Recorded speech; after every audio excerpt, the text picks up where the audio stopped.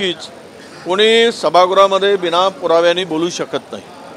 त्यामुळे अनिल परबांच्याकडे पुरावे असावेत म्हणून त्यांनी एवढं धाडस केलेलं आहे।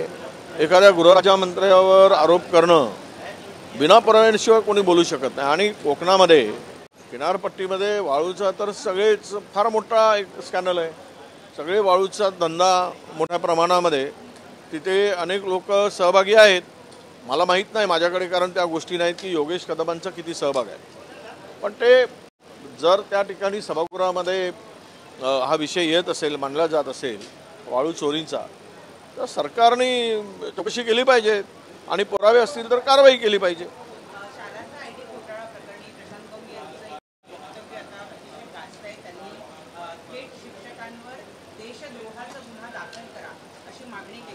नाही, सरसकट शिक्षकावर कोणी बोलले? ऐकलं ते भलेही भारतीय जनता पक्षाचे आमदार असतील, पण मी काल त्यांचं वक्तव्य ऐकलंय।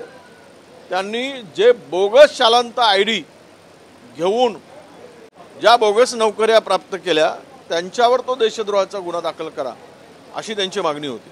त्यामुळे मी वास्तविकता आणि सत्यता मांडेल, कुणावर काही उगीच चुकीचा आरोप होऊ नये। सर्व शिक्षकावर बोलले नाही। आज प्रत्येक विभागामध्ये 500,000 कोटीचा घोटाळा झालेला आहे। सर्व सत्तेच्या जवळीक साधून संस्था चालकांनी शिक्षणाधिकाऱ्याला हाताशी धरून तिथल्या अकाउंट आणि शालांत आयडीचा जे हाताळतात त्यांना सोबत घेऊन हा सर्व घोटाळा केलेला आहे। जे मुळात शिक्षकाच्या लायकीचेच नाही अशांना शिक्षक नेमणूक केली गेली, जे शिक्षक म्हणून रुजूच झाले नाहीत अशांना सुद्धा तिथे नेमल्या गेलं। आणि नागपूरमध्ये तर कहर झाला, सगळे शिक्षणाधिकारी मोकाट आणि ज्यांचा काही संबंध नाही अशा उपसंचालकांना त्याने अटक करून कोठडीत टाकलं। खरं तर हे खालीपासून चौकशी करून वरपर्यंत यायला पाहिजेत। पहिल्यांदा वरच्याला उचललं ज्याचा संबंध नाही, कारण शालांत आयडीच्या संदर्भात त्याच उपसंचालकांनी शासनाला, पोलिसांना, कमिशनरला की याची चौकशी करा म्हणून पत्र दिलं। म्हणजे उलटा चोर असंच झालंय। त्यांनी जे सत्यता पडताळून पत्र दिलं त्यालाच उचललं। याचा अर्थ असा आहे की सत्तेच्या जवळच्या संस्था चालकांनी अमाप फायदा याचा उचललेला आहे आणि हे चौकशी अंती सिद्ध होईलच। पण अजूनही जे बदमाश या स्कॅममध्ये आहेत त्यांच्यावर कुठलीही कारवाई झाली नाही। सर, काल कृषी मंत्री आणि बबनराव लोणीकर यांच्या वक्तव्यावरून जे आहे ते काल नाना पटोलेंना 21 निलंबन केलं होतं। आजही तुमचा हा मुद्दा असणार आहे अजेंडावर? आता आमची महाविकास आघाडीची बैठक आहे 10 वाजता, त्यामध्ये शेतकऱ्यांचाच प्रश्न घेऊन आमची चर्चा आहे आणि काय ठरवायचं ते आज आम्ही ठरवू। सर,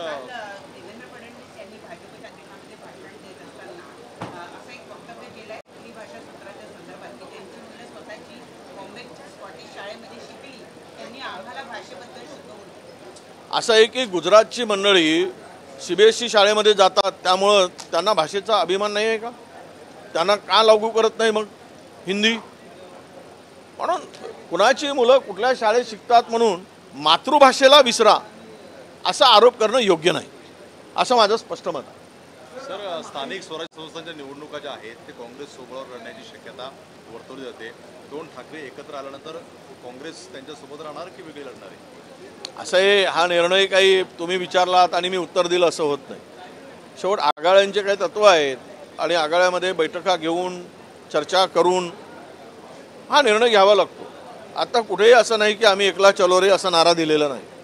ना आमच्या हायकमांडनी सांगितलं, ना आमच्या अंतर्गत बैठकीमध्ये आम्ही एकला चलो किंवा आम्ही काँग्रेस आपलं स्वतःच्या भरोश्यावर स्वबळावर लढावं असा कुठलाही निर्णय झालेला नाही।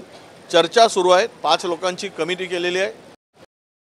ज्या घटक पक्ष आहेत आमचे महाविकास आघाडीचे किंवा नवीन येणारे काही पक्ष असतील त्यांच्यावर चर्चा करू आणि तो निर्णय जाहीर करू। कुणाल पाटलांनी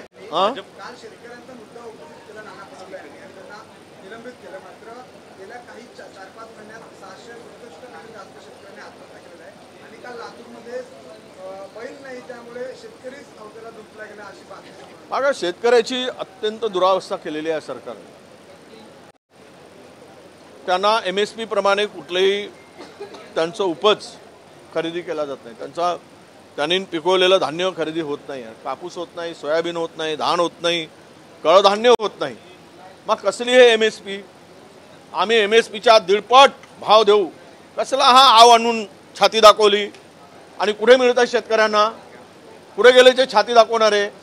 त्यामुळे शेतकरी उद्ध्वस्त झालेला आहे.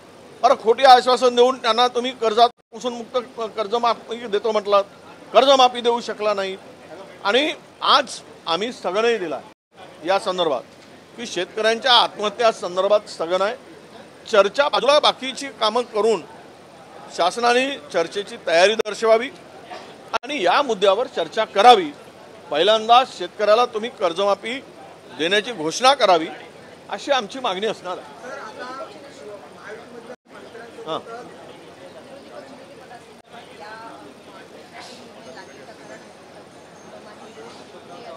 आम्ही सर्वानुमते भास्कर जाधवांचं नाव दिलेलं आहे विरोधी पक्षातर्फे. मला वाटतं की आता असं कुठलाही नियम किंवा काही अडचण नाही आहे, पण नियम नाही आहे, नियतीचा विषय आहे. त्यामुळं नियमात नसताना नियत जर साफ असेल तर ते अधिवेशनात करतील. आम्हाला निमंत्रण आले आहेत आणि आम्ही सहभागी होण्याचा निर्णय घेतलेला. सर, संजय राऊतांनी आता एक पत्र लिहिलं आहे मुख्यमंत्र्यांना आणि आमदार सुनील शेळके यांच्या संदर्भातलं पत्र आहे. सुनील शेळकेंनी जवळपास अनेक कोटींची रॉयल्टी जी आहे ती बुडवली आहे अशा पद्धतीचा आरोप त्यांनी पत्राद्वारे केलेला आहे. मुख्यमंत्र्यांना पत्र लिहिलं. लाईन लागेल घोटाळ्यांचे आरोप केले तर. सरकार बरोबर जो आहे, सरकार के साथ वो सेफ है असं आहे. जो किती भ्रष्टाचारी असेल तरी त्याला साफसुथरं करायचं काम सरकारमध्ये गेल्यावर होते. आणि म्हणून हे सगळे लोक पळवापळवीचं काम चाललेलं आहे. तुम्हाला अनेक किती लोक, शेळकेंचंच काय, राज्याला लुटण्याचं काम सुरू आहे, राज्य लुटून खाण्याचं काम सुरू आहे. आणि जो सत्तेमध्ये आहे, सत्तेच्या बरोबर आहे, त्याला लुटण्याची मुभा आहे. त्याच्यावर कुठलीही कारवाई सरकार करू शकत नाही, कारण सगळेच चोर बसल्यावर कुणावर कारवाई करायची हा प्रश्न आहे. कुणाल पाटलांनी काल भाजपमध्ये प्रवेश केला. कुणाल पाटील खरं तर राहुल गांधीच्या जवळचे मानले गेले होते. काँग्रेसही घराणा होता. किती मोठा काँग्रेसचा धक्का आहे?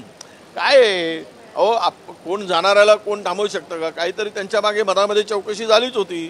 चौकशीच्या फेऱ्यामध्ये ते होतेच. त्यांच्या वडिलापासून काँग्रेसमध्ये आहे, त्यांचे आजोबा काँग्रेसमध्ये होते, ते सुद्धा खासदार आणि मंत्री होते.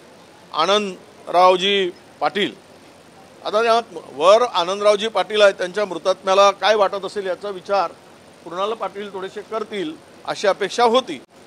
राहिला विषय कुणाला जायचा तर त्यांना कोण रोखू शकतो?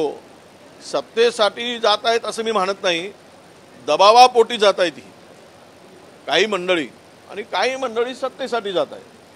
त्यामुळं कोण गेला की जात आहे म्हणून आम्ही थांबणार आहोत असा विषय अजिबात नाही. आणि कुणाल पाटलाच्या संदर्भात तर मी असं म्हणेल की तिथे जाऊन कुठे बसणार आहेत, कारण हे कार्याध्यक्ष होते. म्हणजे बघा, बसवराज पाटील काँग्रेसचे कार्याध्यक्ष होते महाराष्ट्राचे, त्यांना आता भाजपचं जिल्हाध्यक्ष केलं आहे. आणि म्हणजे त्यांना कुठे बसवत आहेत, यांना कुठल्या स्थानावर बसवतील त्यावेळेस त्यांना कळेल.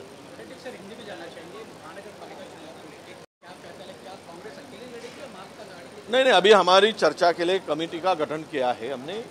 उसमें पृथ्वीराज बाबा है और आपके माणिकराव ठाकरे जी है, प्रदेश अध्यक्ष खुद है, उसमें बाला साहब थोरात है और मैं भी हूँ. हम लोग वो नेताओं से चर्चा करेंगे, उनके साथ में समन्वय रखेंगे और बात करके ये निर्णय हम लोग लेंगे. सर, जब विपक्ष ने वॉकआउट किया था सदन से, इस बार विपक्ष की आज के दिन के लिए नीति क्या है? नहीं, किसान के न्याय के लिए हम लोग लड़ेंगे. जब तक किसान की कर्जा मुक्ति नहीं होती तब तक हमने लड़ने का निर्णय लिया है.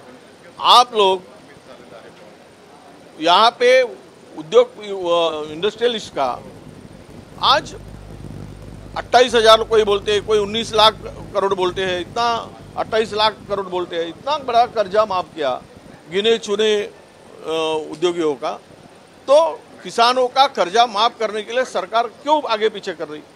अब इंफ्रास्ट्रक्चर के नाम पे आप लोग 87,000 का शक्तिपीठ बांधोगे और किसान को देने के लिए पैसे नहीं है करके बोलेंगे, तो कौन मानेगा।